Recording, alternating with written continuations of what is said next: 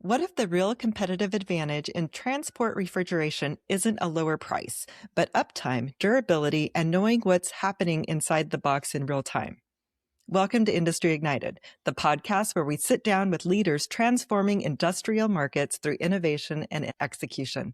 I'm your host, Dr. Leeanne Aguilar, and today I'm joined by Marcos de Paula, CEO of Frigo King and Power Mobile in Brazil, companies specializing in transport refrigeration and energy solutions for refrigerated containers. Marcos, welcome to the show. Thank you, Lynn. It's a pleasure being with you and your audience. Now, Frigo King began as a family business, and you entered the company during a pivotal moment. What was the turning point that moved you from supporting the business to truly leading it? Well, I think that was kind of natural because it was not some planet, but natural because some personal issues. My father-in-law, who started a company, unfortunately, he suffered an accident. And for that reason, not for a good planning moment to get this passage from him to us, my wife first went to the company to take care. And on that moment, we are having a baby, so she needs support. And then I went to the company and I like it, and the rest is this history, this beautiful history that we are building together, me and her. Wow. So it wasn't planned circumstances, is what I'm understanding. You kind of wound up there circumstantially because of your father-in-law's accident. And Yeah. was it an industry that you'd had experience with before that, or it's something you just stepped into brand new? No, he had experience on the industry. He was partner in a company that used to make the refrigerated boxes. He brings some technology for the boxes and for the equipment from his trips to Germany. My wife's family is ancestral on Germany, so it was very linked to that technology and culture. So he bring it, and he had an idea. He understood that the equipment may be business itself. It doesn't need to be together with the boxes. And he, on 2003, he understood that that's the path. He organized in 2003. And in 2005, we started the Frigo King company, or he started the Frigo King company. But very soon was my wife who was in front of the business. Okay, so it's shortly thereafter. Now, you described the early days as almost a garage company.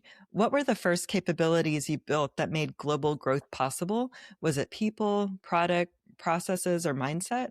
I think that the competition and the mindset. When we started as that garage company, very small, few employees, I think 6, 7 employees, not more than that, I understood that we'll be very easily beaten by Chinese companies that will start business.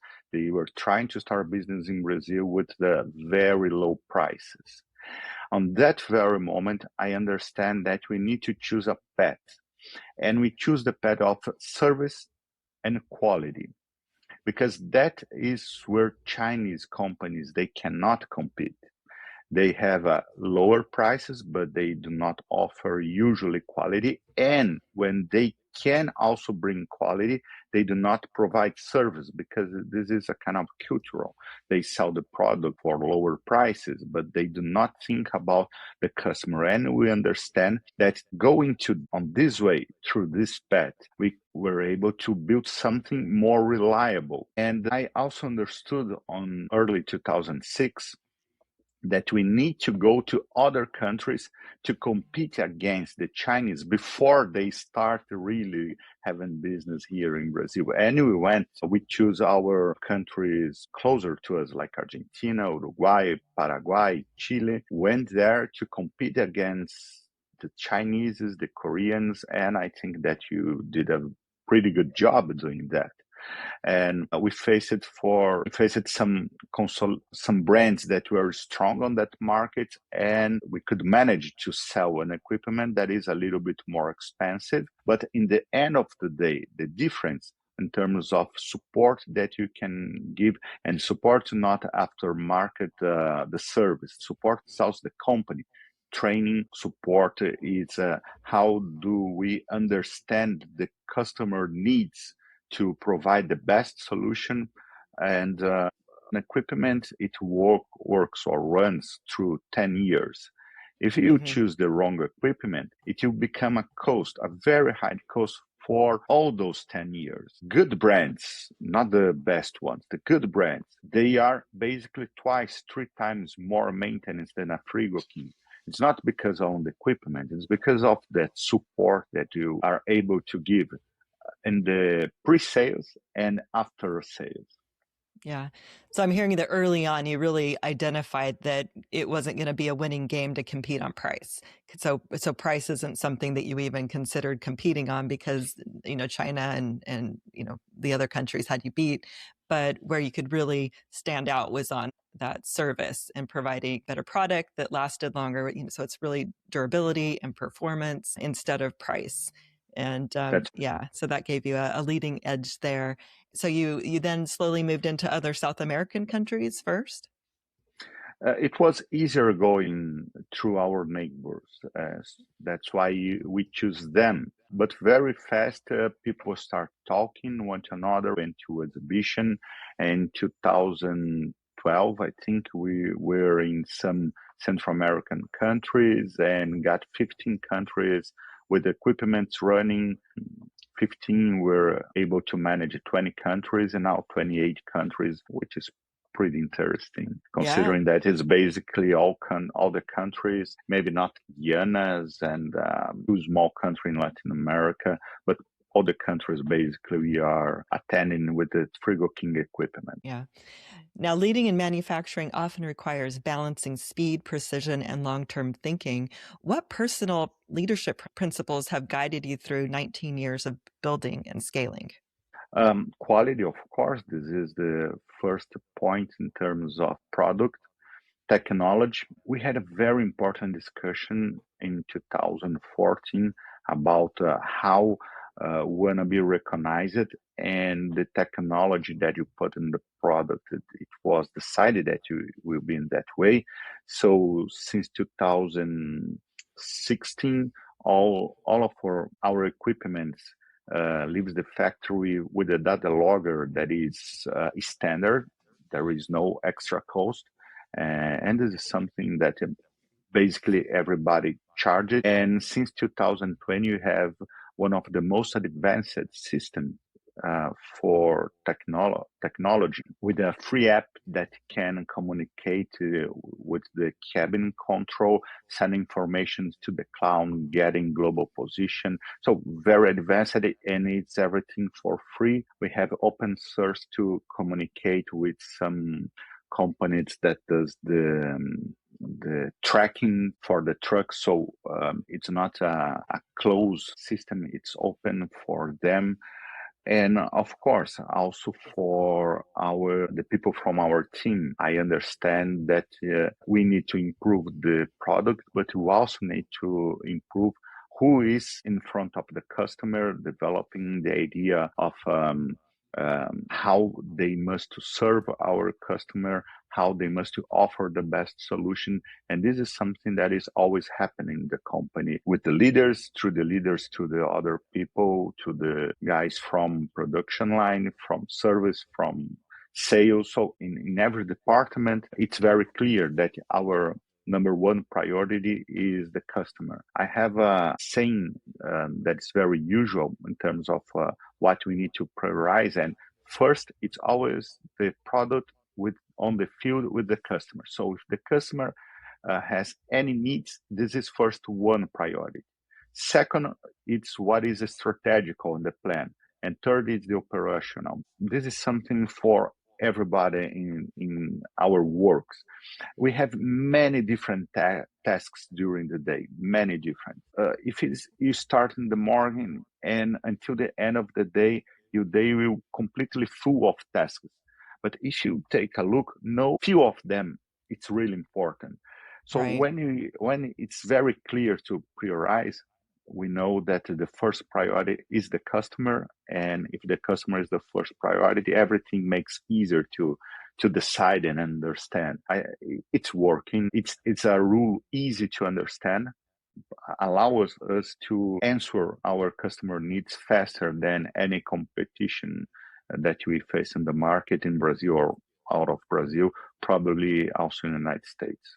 Yeah, you make a good point. It's easy to lose sight of the day and priorities because we just get busy. Like you said, there's so many tasks to do during a day, and it comes down to prioritizing. And if it's really clear in your mind that the customer is at the forefront of those priorities, then it really helps you get into that alignment to prioritize the customers. And like you said, everything else will fall into place. And so I'm also hearing that technology is super important to you. So it's customer service and then technology, always being able to provide products that are at the leading edge that have capabilities that also provide ease of use for the customers and benefits and advantage to the customer. So if you're always innovating and if you're using the latest technology, then you're providing better tools for the customer as well. Now, you said something powerful when we spoke before. Some companies become so large they expect customers to fit the product instead of the company fitting the customer. How do you operationalize personalization at scale without losing efficiency? This is very important for my business, that idea. We need to understand the customer.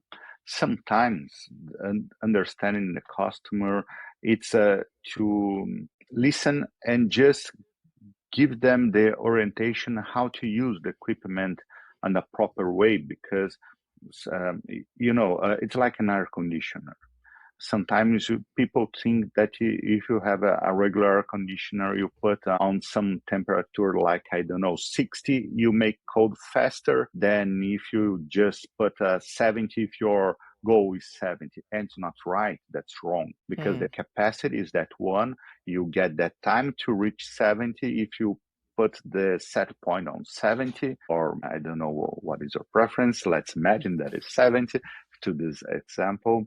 And the time to reach 70 is the same if you put the temperature on 60 or 70.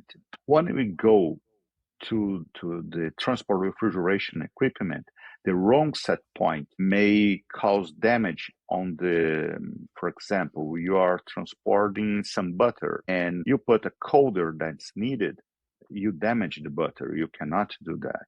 Or lettuce, the same. Or if there is some product that you do not damage the product, but you waste more fuel. And this is the basic cost of any company that has the logistics on its core.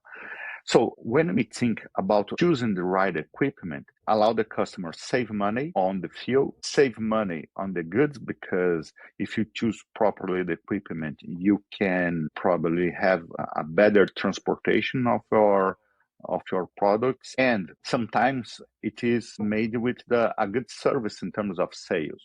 I understand that our sales, our sales is a consulting service and not a shelf product. And that's the difference. When we think the product as a shelf product, this is like your home air conditioner.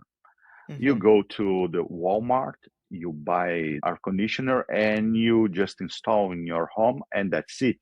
But you don't have the abilities to know if that air conditioner is the proper one that you need, because there are many variables to check it. And my sales guys, they are trained to understand this easily. So this is not a hard job for them. This is their job. This is in the core of my business, understanding the needs to choose the right product, thinking and save money on fuel, save money on the product, because sometimes you damage if you put colder than it's needed. Especially is to demonstrate to the customer how to work with the product in a way that makes him get the best from the equipment. When you have a shelf product, this is difficult to happen, because first, people from other companies, they are not trained to do that. They have that product, I have this product, I have to sell for those size of trucks, and I don't care if we'll be transporting some poultry, some milk, some medicine. That's the product. And this is Yeah. very bad for our primary customer, that is those logistics company, but also for the end customer like you, that you went to the Walgreens and took some pills for your children, and it requires some care. If you put a temperature colder than needed, you damage that medicine. So it's pretty important, this understanding from customers for the final customer, for the final consumer as well. Yeah, because it's not really about the product that you're selling. It's about the advantage and the benefits that you're providing the customer. So if you understand what their goal is, which is to transport whatever specific products safely so they arrive at their destination in the best quality possible, part of what you're saying is educating them on how to use your equipment in order to achieve those results. And so Yeah. I'm hearing, yeah, that's the main goal. The main goal isn't just for them to pick whatever off the shelf refrigeration system. They have to understand the right system. So you're consulting with them to figure out what they're transporting, what the ideal climate for that specific product is, and then you're helping them understand, you're training them on how to use your product in order to achieve those results. We try to do this usually on sales, but when customer is going to do the purchase, when you are doing the purchase, you become harder to negotiate, right?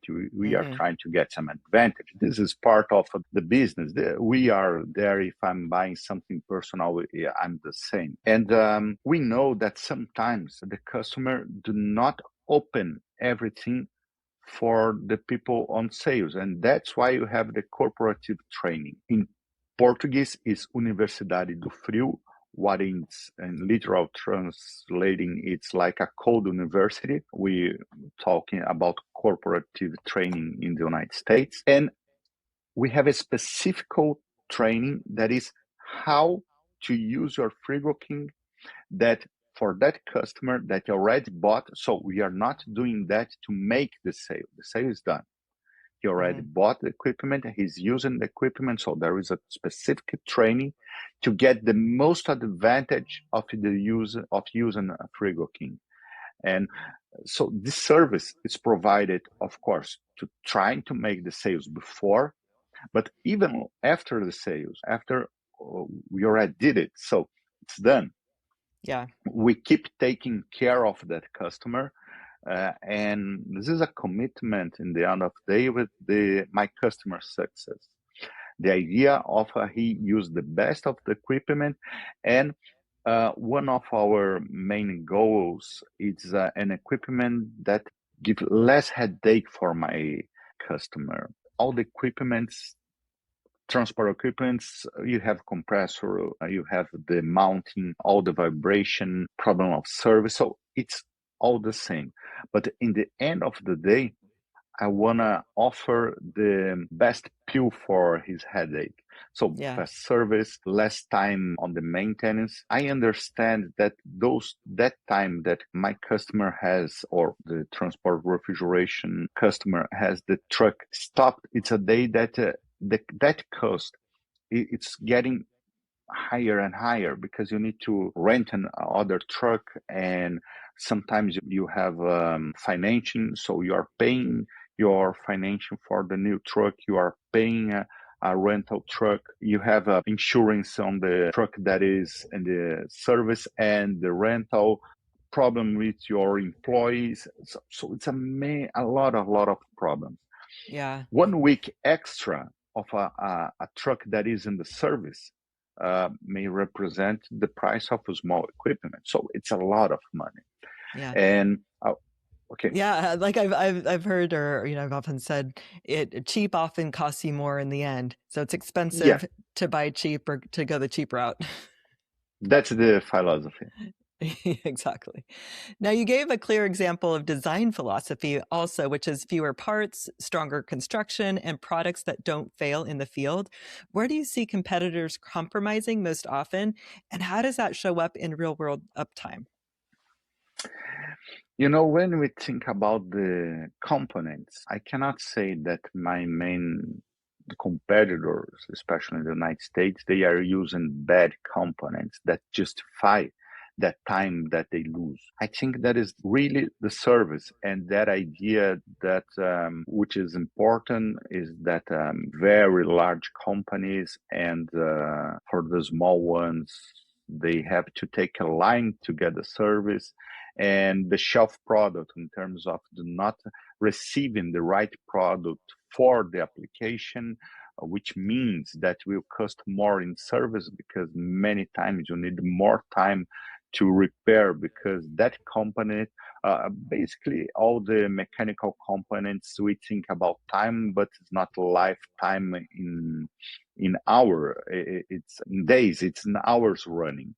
So if I work more, that hours will be done in less time. It may have a year to run the hours of compressor or 5 years. If I choose the right equipment, I can last for 5 years and not need to go to maintenance and exchange or repair in 1 year and a half. This is what I think that you are doing different in every country that we are working. That idea, if you see my list that you are just starting in the United States and it's smaller than Brazil, I think that you are offering 12 or 14 models against my competitors less than 5. And that many models is not to confuse, is to find the right equipment for the operation. Have something that can last longer than my competitor. That's the final goal. Right. And how many models do you offer of your product? 22.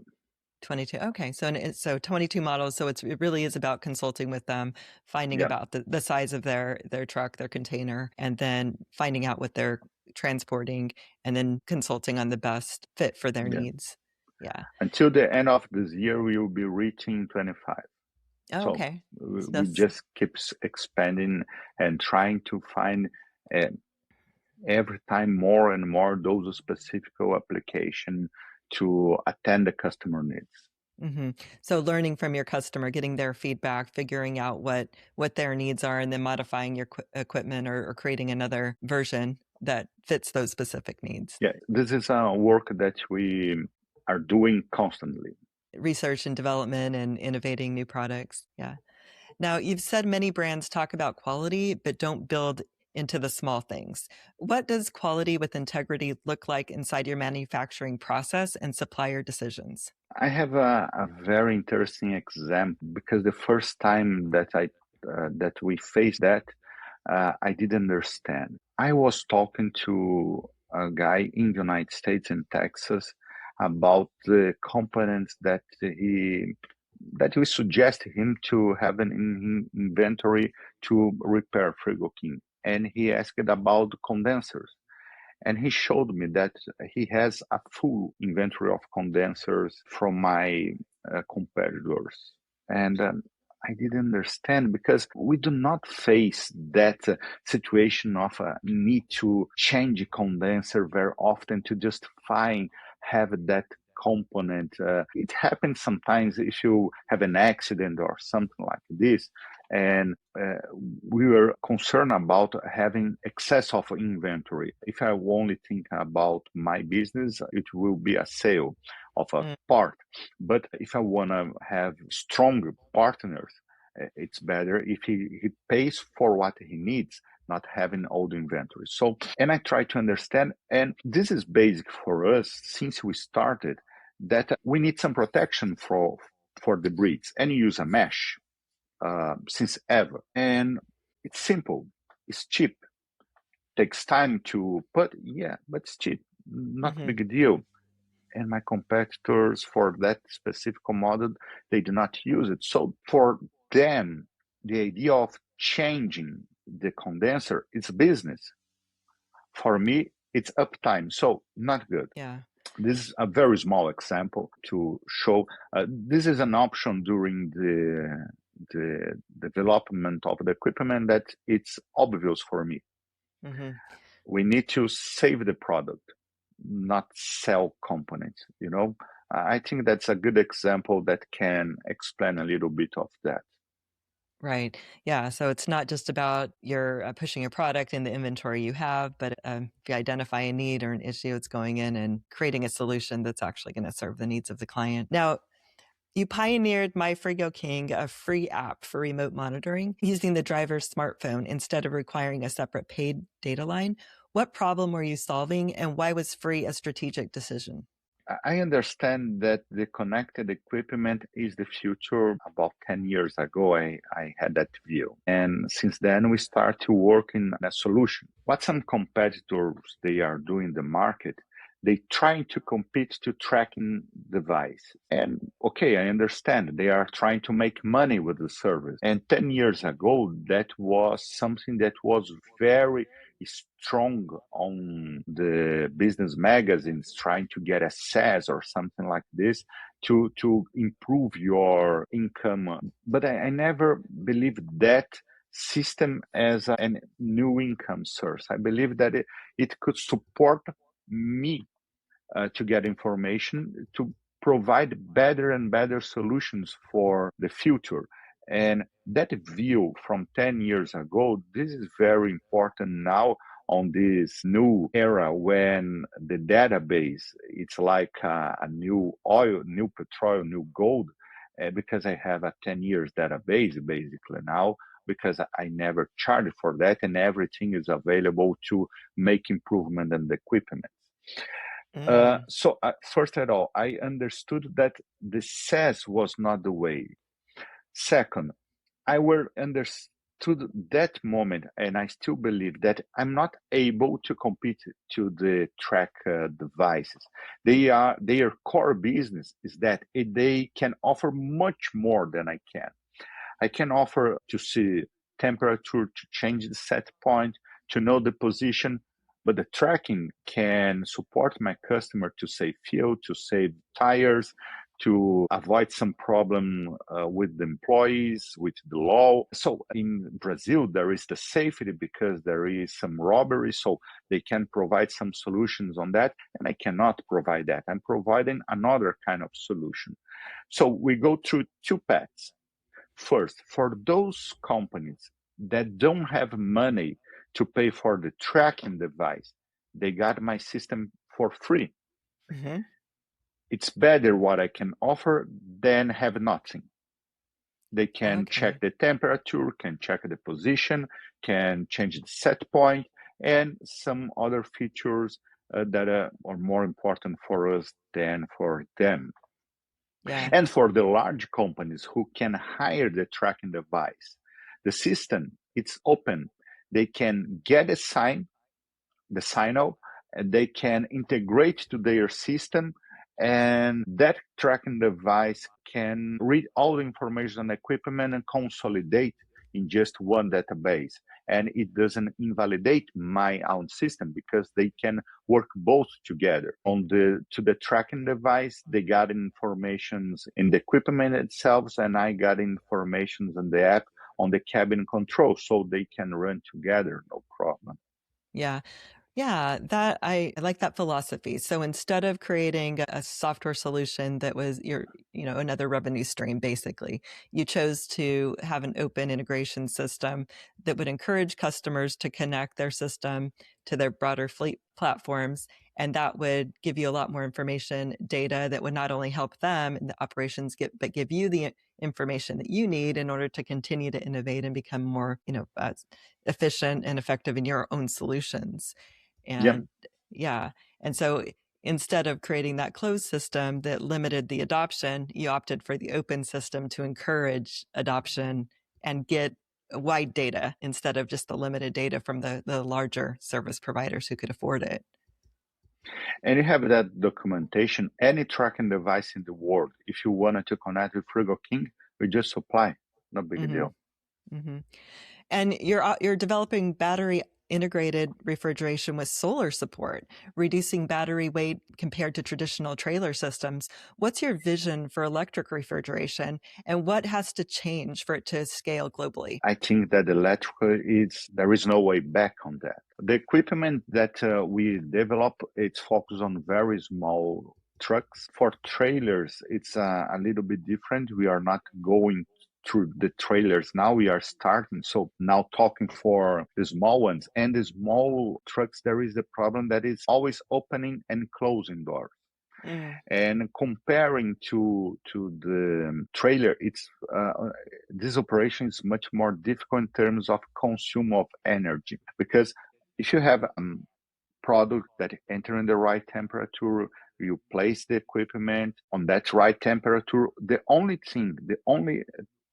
heat that you need to exchange is that heat that was changing through the panels, but it's a panel, it's a polyurethane, so that's not too much heat entering that box.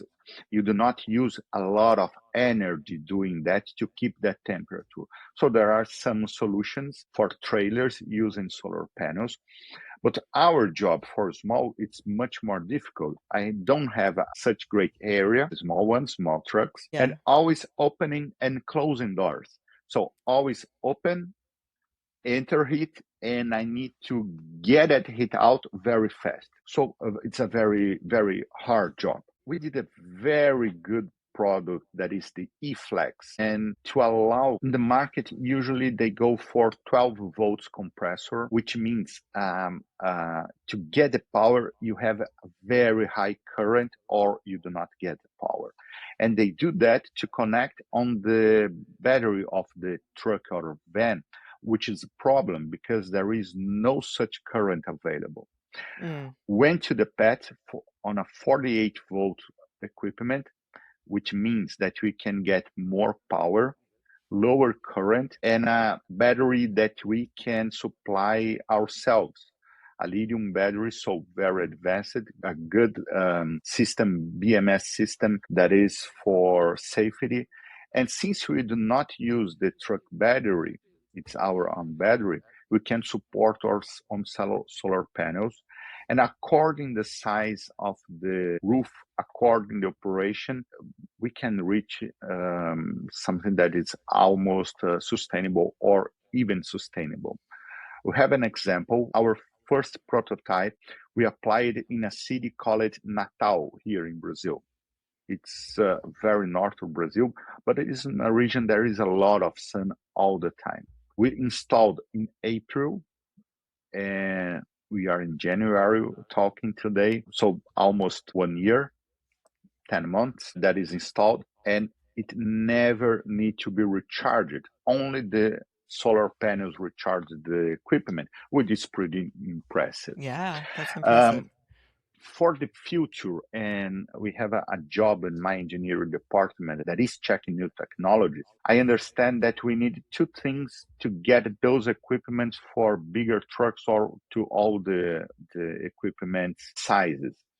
First, it's solar panels with more power generation. When we started these E-Flex, the studies that solar panels that are flexible, that we can bend, could barely reach 100 watts. On the first test, we started with 200 watts. Now we have with 500 watts flexible. So it changed everything. If I can use a 500 watts solar panel to its 1 kilowatt, it's much better. Maybe in a few years, we can reach 3, 4, 5 kilowatts, and it will allow us to get more and more models to this electrification with not such big prices. The other thing, of course, is the battery, because the battery is the problem in terms of price. The equipment is more expensive because of the battery.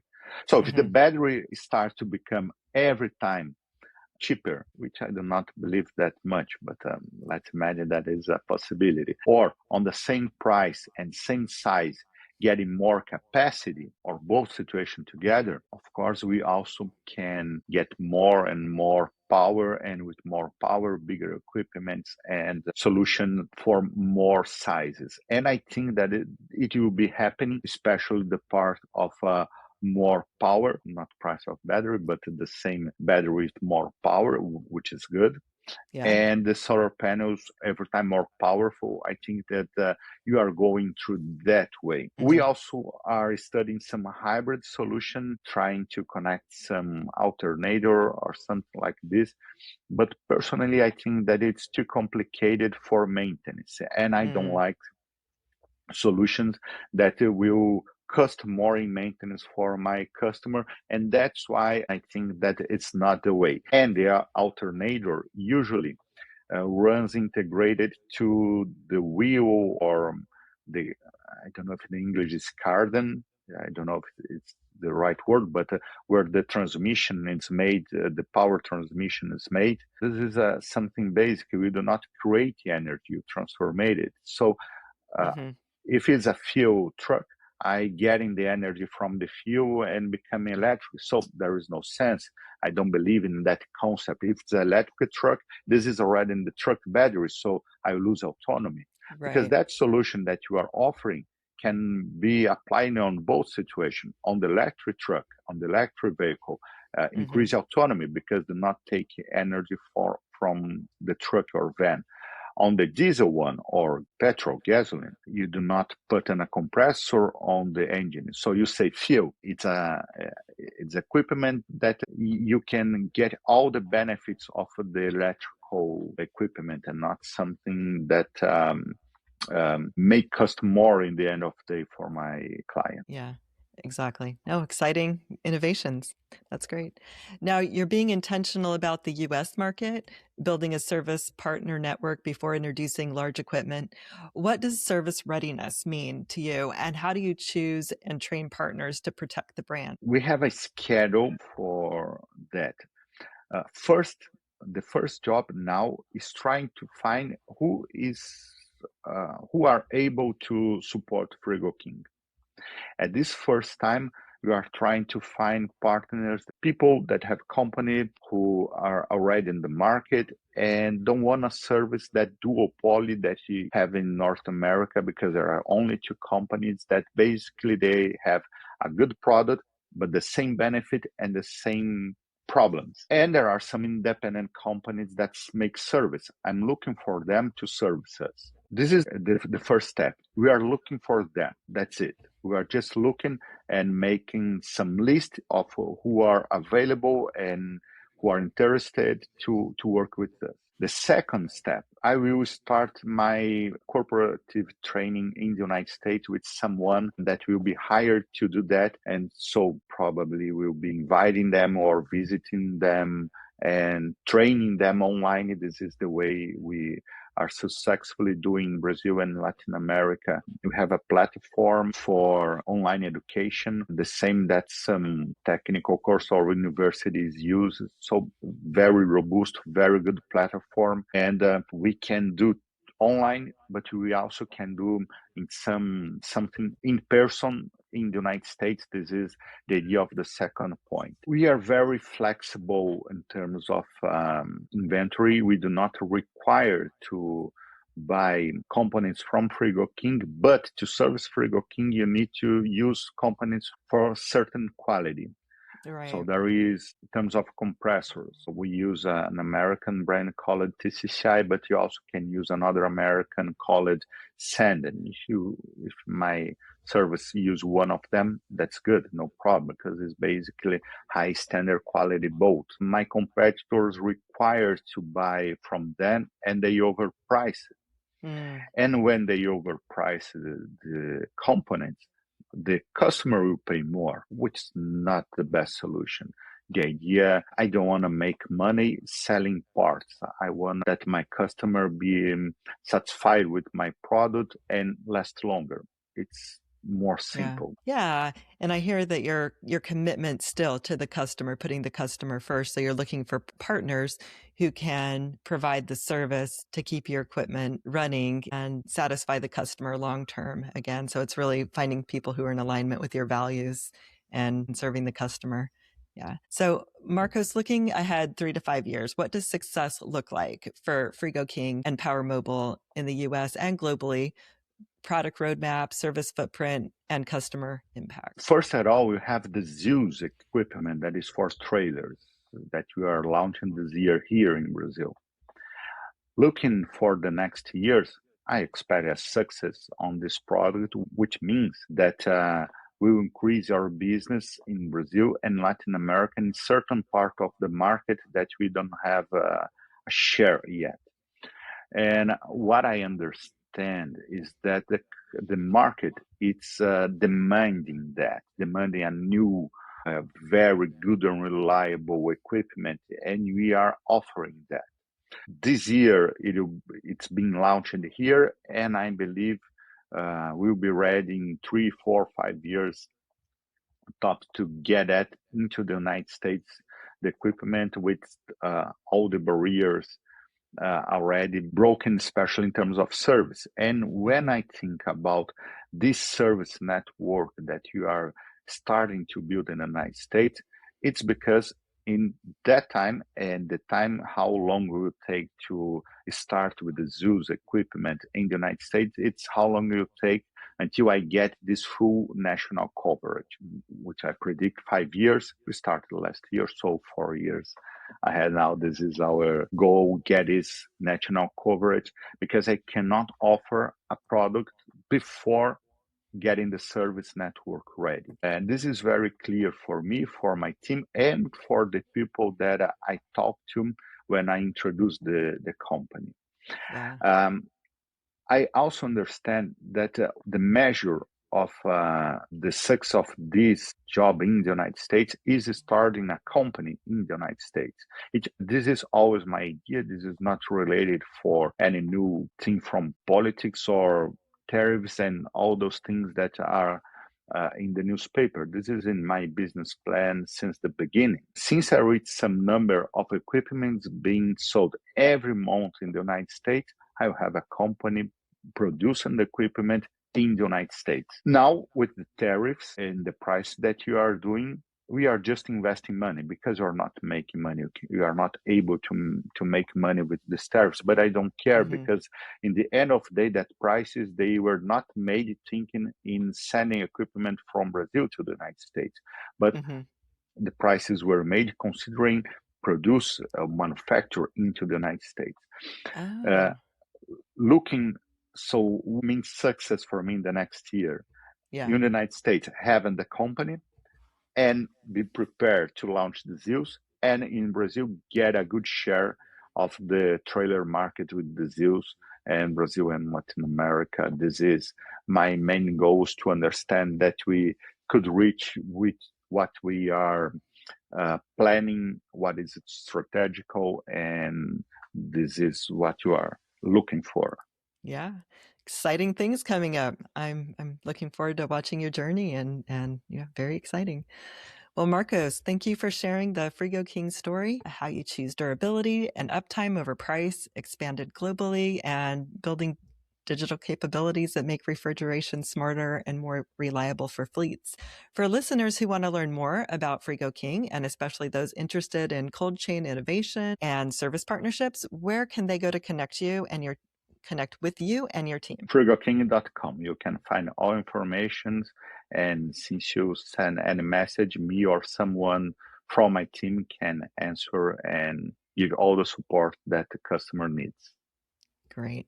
And to everyone listening, if you enjoyed this episode, please subscribe and tune in for the next conversation on Industry Ignited. Until next time, stay bold, stay curious, and keep igniting industry.